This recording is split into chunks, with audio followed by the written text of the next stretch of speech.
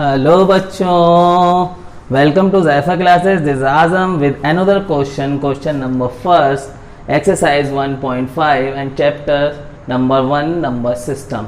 NCERT math है, हमारा 9th standard चल रहा है।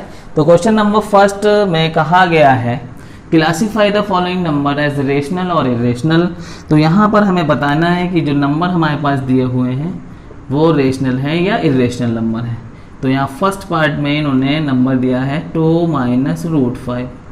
तो अब आपको बताना है कि एक रेशनल नंबर है या इरेशनल नंबर है। और जिन बच्चों को रेशनल और इरेशनल नंबर क्या होते हैं नहीं पता है, तो वो हमारी मैं डिस्क्रिप्शन में लिंक दिया हुआ है एक्सरसाइज 1.1 के इंट्रोडक्शन का, तो वहाँ से वो देख सकते हैं, तो सारी बात क्लियर हो जाएगी। ठीक है, तो यहाँ पर हमें बताना है ये रेशनल नंबर है या एक इरेशनल नंबर है।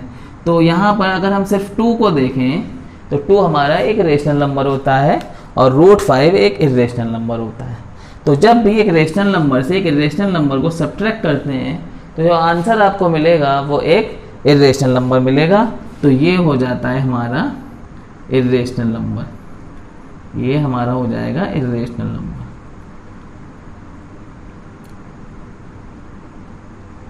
सेकंड पार्ट पे आते हैं।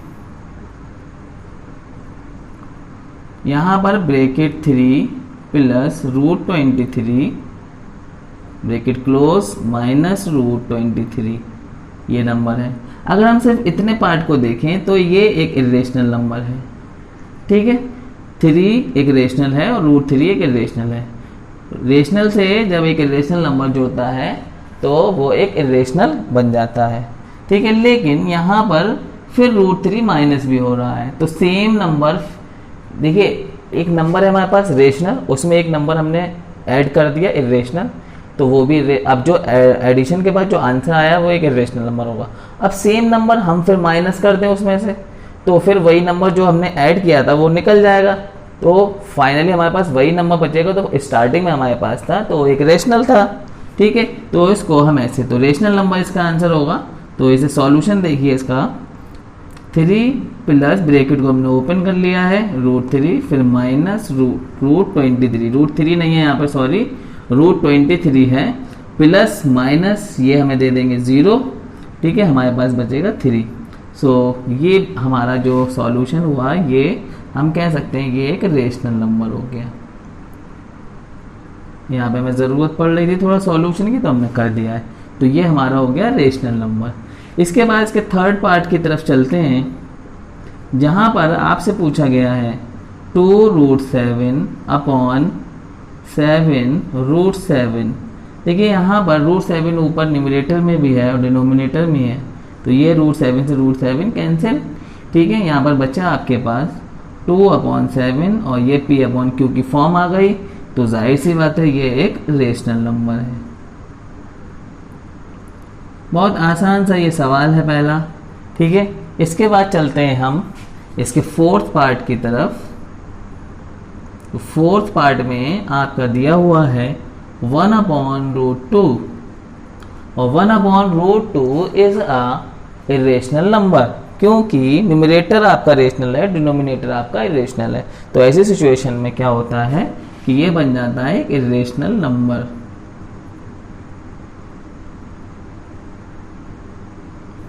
नेक्स्ट पार्ट है 5th 2π। देखिए पाई एक इरेशनल नंबर होता है। क्यों? क्योंकि पाई की वैल्यू हम लोग जानते हैं 22/7 या 3.14। ये जो वैल्यू है वो अप्रॉक्स वैल्यू है, कंफर्म वैल्यू, एग्जैक्ट वैल्यू नहीं है। ठीक है, वो हम अप्रॉक्स इसका 22/7 पाई की जो वैल्यू लिखते हैं वो अप्रॉक्स होती है। तो पाई एक इरेशनल नंबर है। तो irrational number into rational number equal to irrational number. तो यहाँ पर भी हमारा आंसर रहेगा इरेशनल नंबर। तो इस तरीके से हमने क्वेश्चन नंबर 1 जो है वो कंप्लीट कर लिया है और अब हम चलते हैं क्वेश्चन नंबर 2 की तरफ। तो क्वेश्चन नंबर 2 है हमारे पास, simplify each of the following expression. ठीक है, ये एक्सप्रेशन दिए हुए हैं कुछ, इनको हमें सिंप्लीफाई करना है। तो देखिए यहाँ पर जो आपका पहला पार्ट है इसका, वो आपसे कह रहे हैं 3 प्लस √3 इंटू 2 प्लस √2। तो इन दो नंबर का हमें मल्टीप्लाई करना है। तो इस तरीके से जब हमें मल्टीप्लिकेशन करना होता है तो हम कैसे करते हैं, ठीक है। ये यहाँ पर जो हमारे पास पहला नंबर है, पहले देख लीजिए यहाँ पर कोई आइडेंटिटी तो नहीं लग रही, तो दोनों नंबर यहाँ पे अलग, यहाँ पर भी दोनों नंबर अलग हैं। तो ये पहला नंबर पहले इससे मल्टीप्लाई करेगा, 3 2 6, ठीक है। फिर यही वाला नंबर इस दूसरे नंबर से मल्टीप्लाई करेगा, तो 3 √2 से मल्टीप्लाई करेगा, ये भी प्लस में है, ये भी प्लस में है, तो प्लस 3 √2, ठीक है। फिर ये वाला नंबर इस पहले नंबर से मल्टीप्लाई करेगा, तो ये हमें देगा 2 √3, ठीक है। फिर यही वाला नंबर इससे मल्टीप्लाई, देखिए रूट के नंबर आपस में मल्टीप्लाई कर जाते हैं, ठीक है। तो 3 2 6 प्लस √6, ठीक है। और इससे ज़्यादा हम इसे सॉल्व नहीं कर सकते, यही हमारा इसका लास्टली आंसर रहेगा। सेकंड पार्ट की तरफ चलते हैं। देखिए सेकंड पार्ट में आपको जो नंबर दिया है 3 प्लस √3, फिर है आपके पास 3 माइनस √3। देखिए यहाँ पर ये देखिए सेम नंबर है दोनों तरफ, सिर्फ ये जो यहाँ पर प्लस है यहाँ पर माइनस है, ये चेंज है सिर्फ यहाँ पर। तो एक आइडेंटिटी होती है आपके पास, यहाँ पर लिख देते हैं a प्लस b और a माइनस b। जब हम इसको खोलते हैं, ओपन करते हैं, इनका मल्टीप्लाइकेशन करते हैं, तो आंसर आता है a का स्क्वायर माइनस b का स्क्वायर, ठीक है। ये रहता है a plus b, a minus b equal to a square minus b square. तो सेम यहाँ पर हम प्रोसेस इसको इस आइडेंटिटी के थ्रू खोल देंगे, तो ये हमें मिलेगा 3 का स्क्वायर माइनस √3 का होल स्क्वायर। तो 3 3 यहाँ पर हो जाएगा 9, स्क्वायर से रूट कैंसिल हो जाता है, तो क्या बचा यहाँ पर 3, तो 9 में से 3 को माइनस किया तो हमारे पास आ गया 6। ये हमारा यहाँ पर आंसर रहेगा इसका पार्ट सेकंड का। अब चलते हैं पार्ट थर्ड की तरफ। देखिए पार्ट थर्ड में कहा है √5 प्लस √5। देखिए ये जो आपका पार्ट थर्ड है, यहाँ पर कहा है √5 प्लस √2 का होल स्क्वायर, ठीक है। देखिए एक आइडेंटिटी होती है हमारे पास a प्लस b का होल स्क्वायर, ये देगा आपको a square plus b square plus 2ab, ठीक है। 8th क्लास में 7th क्लास में आइडेंटिटी हमें बता दी जाती है। इस आइडेंटिटी के रूल से, इस आइडेंटिटी के हिसाब से इसे खोल दीजिए, तो ये हो जाएगा √5 का होल स्क्वायर प्लस √2 का whole square plus 2 into √5 into √2। तो √5 का होल स्क्वायर हमने आपको बताया, स्क्वायर से रूट कैंसिल हो जाएगा, यह बचेगा आपके पास 5, यहाँ पर स्क्वायर से रूट कैंसिल हो जाएगा 2 प्लस रूट के नंबर आपस में मल्टीप्लाई कर जाते हैं, तो 5 2 10, तो 2√10 और 5 and 2 हो जाएगा 7 प्लस 2√10। तो ये हमारा आंसर रहेगा इसका पार्ट थर्ड का। अब इसके बाद है हमारे पास पार्ट फोर्थ। तो फोर्थ पार्ट में क्या कहा है इन्होंने, √5 माइनस √2, फिर है आपके पास √5 प्लस √2। तो देखिए यहाँ पर a minus B, A plus B, और a माइनस बी और a प्लस बी वाली आइडेंटिटी यहाँ पर हमने लिख दी है, यही आइडेंटिटी का यूज़ यहाँ पर करेंगे, ठीक है। तो ये हो जाएगा आपके पास √5 का होल स्क्वायर माइनस √2 का होल स्क्वायर, और ये आपको दे देंगे 5। देखिए स्क्वायर से रूट कैंसिल, स्क्वायर से रूट कैंसिल, तो 5 माइनस 2, तो ये आपको आ जाएगा 5 माइनस 2 इक्वल टू 3। ये इसका आंसर रहेगा। तो बहुत आसान सा ये क्वेश्चन नंबर 2 था। इसके बाद हम लोग चलते हैं क्वेश्चन नंबर 3 की तरफ, ठीक है। नोट डाउन करिए इसे, स्क्रीनशॉट लीजिए। चलिए देखते हैं अब question number 3। Question number 3 is very interesting question. ठीक है, recall pi is defined as ratio of circumference say C of a circle to its diameter say D, that is pi equal to C upon D. This seems to contradict the fact that pi is irrational. How will you resolve this contradiction. तो देखिए, पाई के बारे में ये बताया जाता है कि पाई एक इरेशनल नंबर है। सबसे पहले ये जान लेते हैं, और इसको पाई की एग्जैक्ट वैल्यू क्या होती है इसे जानने के लिए हमारे बहुत सारे मैथमेटिशियन, जो हम कह सकते हैं 3000 साल से भी पहले जो मैथमेटिशियन थे, उन्होंने बहुत कोशिश करी और इस पाई की एग्जैक्ट वैल्यू वो नहीं निकाल पाए। और हमारा सुपर कंप्यूटर वगैरह जब आए तो उससे भी पाई की वैल्यू निकालने की कोशिश करी गई। तो पाई की वैल्यू जो आई वो 3.141592 ...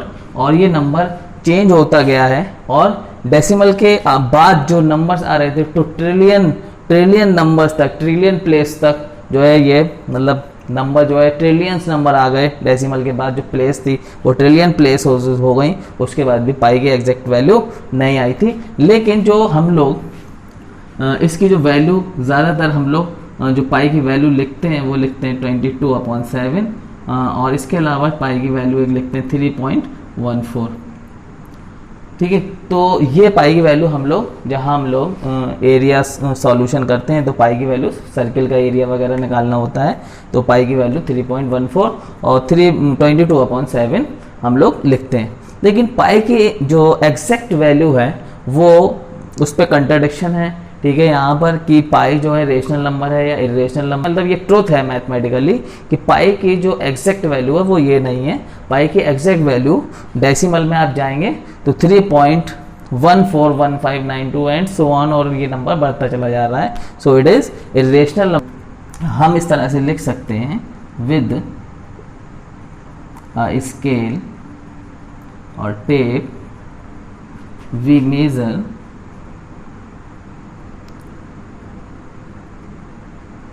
a distance।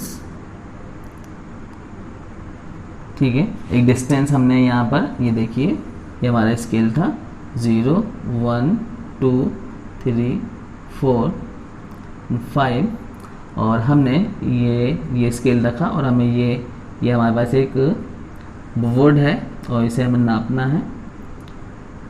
वुड है ये हमारे पास, और ये हमारा वुड है, वुड पीस है ये, और इसे हमें नापना है। तो देखिए ये लगभग, ये थोड़ा सा ज़्यादा करते हैं सिर्फ, है ना। ये 3 से अगर आप देख पा रहे हैं, मैं इसे जूम करके दिखा रहा हूँ, आप देख रहे हैं इसे, देखिए ये 3 से थोड़ा सा ज़्यादा है, तो हम इसको लिखते हैं अप्रॉक्स 3। अगर ये हमारी जो यूनिट है वो सेंटीमीटर में, तब 3 सेंटीमीटर। ठीक है, तो हमने इसको अप्रॉक्स जो है वो 3 लिखा है। ठीक है, सिमिलरली जब हम किसी एक रेशनल नंबर का अप्रॉक्स लिख सकते हैं। ठीक है, here we right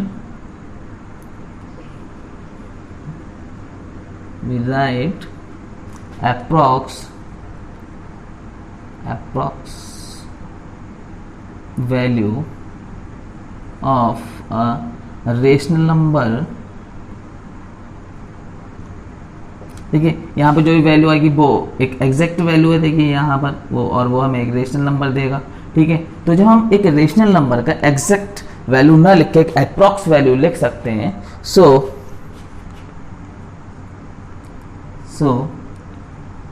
we also write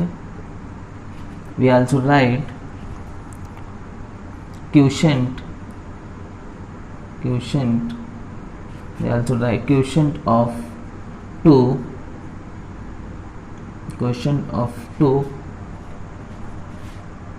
rational number,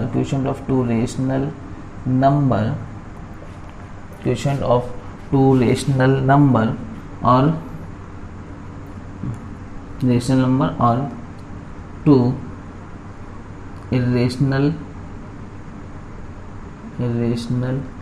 number।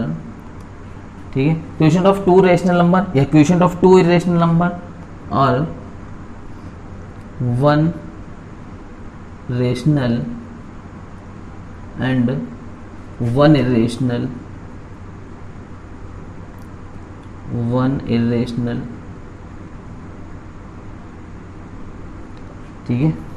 तो quotient of 2 rational number, 2 rational number का क्वोशंट हो या क्वोशंट 2 इरेशनल नंबर का हो, यानी मतलब एक इरेशनल नंबर दूसरे इरेशनल नंबर को डिवाइड कर रहा हो, या कोई ऐसा हो कि एक रेशनल हो, सॉरी यहाँ पर ये एक रेशनल हो और एक इरेशनल नंबर हो, इसका क्वोशंट वी आल्सो राइट यहाँ पर हम सॉरी ये कहेंगे we can also write quotient of 2 rational number, 2 rational number का क्वोशंट हो जो एक दूसरे को डिवाइड कर रहे हो, या फिर 2 इरेशनल नंबर एक दूसरे को डिवाइड कर रहे हो उसका क्वोशंट हो, और एक रेशनल नंबर और एक इरेशनल नंबर हो जो एक दूसरे को डिवाइड कर रहे हो, और ठीक है, तो उसका जो क्वोशंट आएगा तो हम उसको अप्रॉक्स नहीं लिख सकते क्या? We can also write approx,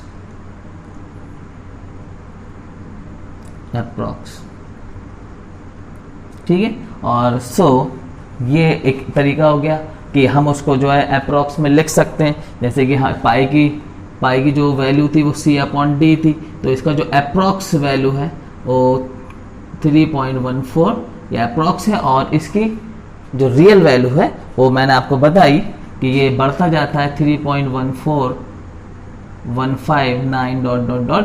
ठीक है, जो अप्रॉक्स, ये तो अप्रॉक्स है, 7/22/7 भी अप्रॉक्स है, ठीक है, वो रियल नहीं है, एग्जैक्ट वैल्यू नहीं है 22/7।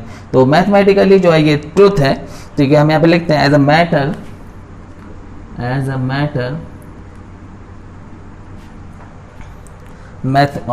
ऑफ मैथमेटिकल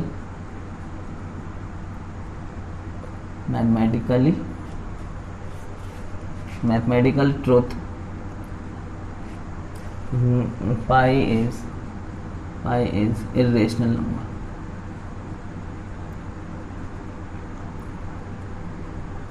ठीक है। तो ये हम इस तरीके से देखिए, हम इसका मैथमेटिकली कोई सॉल्यूशन ऐसा नहीं कर सकते, बस एक अपना आइडिया दे सकते हैं कि क्यों पाई जो है एक इरेशनल नंबर है। तो मेरे ख्याल से कि आप लोगों को अब थोड़ा समझ में आ गया होगा कि ये 22/7 एंड 314 एग्जैक्ट वैल्यू नहीं है पाई की, और पाई की जो वैल्यू है वो 3.1415, यहाँ पर ये 1 है, 159 एंड डॉट डेसिमल के बाद ट्रिलियंस नंबर्स तक हम चले जाएंगे, उसके बाद भी इसकी एग्जैक्ट वैल्यू नहीं आएगी। सुपर कंप्यूटर भी कर चुका है, मैंने आपको बताया 3000 साल तक मैथमेटिशियन जो है पाई की वैल्यू ढूंढते रहे, लेकिन ये एक इरेशनल है, इसलिए इसकी एग्जैक्ट वैल्यू नहीं मिलती है। दूसरी बात मैंने ये बताई है आपको कि जो है जैसे जिस तरीके से हम एक रेशनल नंबर का अप्रॉक्स लिख सकते हैं, उसी तरीके से हम क्वोशंट 2 नंबर हैं जो एक दूसरे को डिवाइड कर रहे हैं, उनका क्वोशंट को अप्रॉक्स क्यों नहीं लिख सकते? अब उसमें 2 नंबर में दोनों रेशनल हो सकते हैं, दोनों रेशनल और इरेशनल दोनों इरेशनल हो सकते हैं, दोनों में से एक रेशनल और एक इरेशनल हो सकता है। तो और फिर हमने बताया कि as a matter of mathematical truth pi is irrational number. So ये था हमारा क्वेश्चन नंबर 3 का आंसर, और इसके बाद हम नेक्स्ट वीडियो में मुलाकात करेंगे क्वेश्चन नंबर 4 और 5, और उसके बाद क्वेश्चन नंबर 6, 7, और इस चैप्टर में आपके पास 6, 7 नहीं है, यहाँ पर 4 और 5 तक है, तो हमारे 2 क्वेश्चन रह जाएंगे। तो हम नेक्स्ट वीडियो में जो है उसको पूरा करते हैं। कोई भी क्वेरी आपकी, कोई क्वेश्चन हो तो कमेंट बॉक्स में लिखिए, और देखते रहिए ज़ायफा क्लासेस की नेक्स्ट वीडियोस नेक्स्ट क्वेश्चन के लिए। Thank you very much.